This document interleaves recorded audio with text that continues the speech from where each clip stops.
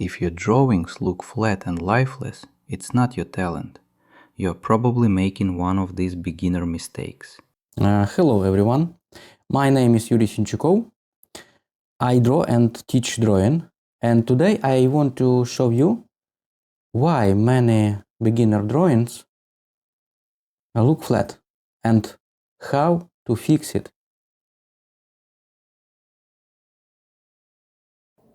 Right now you can see how I fix it.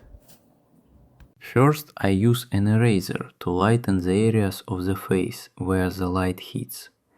As you can see, the light comes from the right side, so this part of the drawing should be lighter in tone. Next, I start shading the parts of the face that need to be darker. This is the side opposite to the light. Before shading, I mark the border between light and shadow using short, bold strokes. This helps me clearly separate the light from the shadow.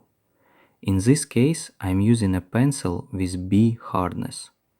If the drawing is small, I use dense shading instead of visible hatching.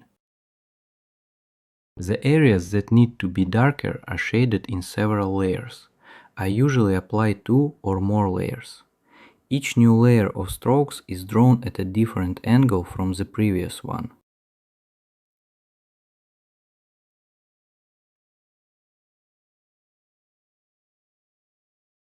Many beginners don't use the full range of values.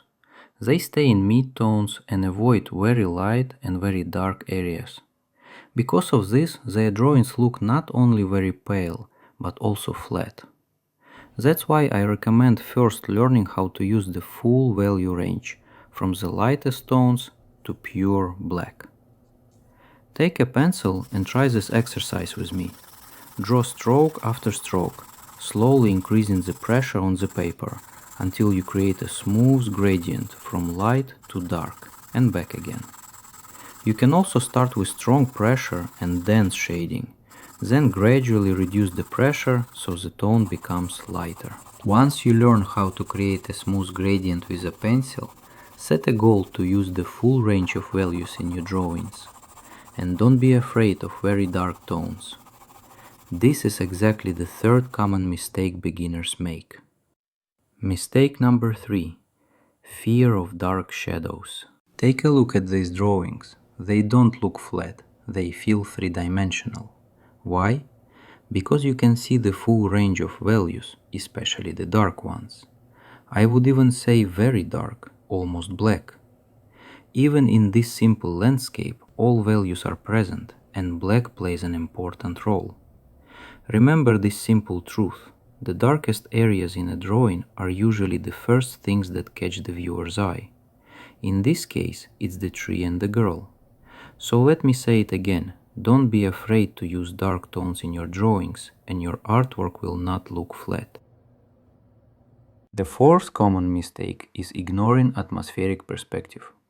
Many beginners use the same tones for everything in the landscape, no matter how far objects are.